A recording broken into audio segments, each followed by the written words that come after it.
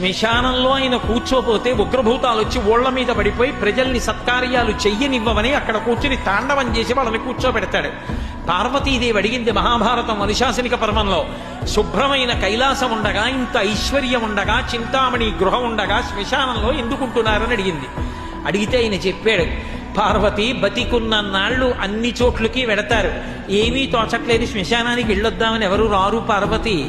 నేనంతవాణ్ణంటాడు, పొడుగ్గా ఉన్నానంటాడు, తెల్లగా ఉన్నానంటాడు, పండితుండంటాడు, పద్యాలు నాకు నోటికొచ్చంటాడు, ఉపన్యాసం చెప్పగలనంటాడు, నాకు పాటలొచ్చంటాడు, నేను నాట్యం చేస్తానంటాడు, నేను అధికారినంటాడు, నా దగ్గర డబ్బు ఉందంటాడు, నేను పాట పాడగలనంటాడు. ఇన్ని ఉన్నాయనుకున్న వాడిలోంచి ఊపిరి బయటికి వెళ్ళిపోయిన తరువాత వాడిని తీసుకెళ్లి 4 కొత్త కర్రల మీద పడుకోపెట్టి చాప చుట్టి తాడు కట్టి పైన నూలుబట్ట కప్పి తీసుకొచ్చి అన్నీ తీసేసి కర్రల మీద పడుకోపెట్టి కాల్చేస్తుంటే జీవుడు లేచి నిలబడి పుర్రె పగిలిపోయిన తరువాత కన్న కొడుకు కూడా స్నానం చేసి వెళ్ళిపోతుంటే చీకటి పడిపోయాక, అయ్య బాబోయ్ చుట్టూ ఉగ్రభూతాలు, నా వాళ్ళన్న వాళ్ళు లేరు, వీళ్ళని నమ్ముకున్నాను, ఒక్కడు లేడని ఏడుస్తుంటే నేనున్నాను రా అని చెప్పడానికి నేను కూడా లేకపోతే చచ్చిన వాడు 1000 మాటలు చచ్చిపోతాడని అక్కడ ఉన్నాను పార్వతి, నా కర్మకాల కళ్ళేనన్నాడు.